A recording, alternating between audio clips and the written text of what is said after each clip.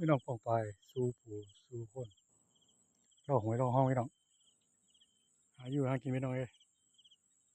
น้ำก็ขึ้นยุ่งกับไรพี่น้องสายเลาะสายยิงครับสายเลาะสายยิงครับพี่น้อง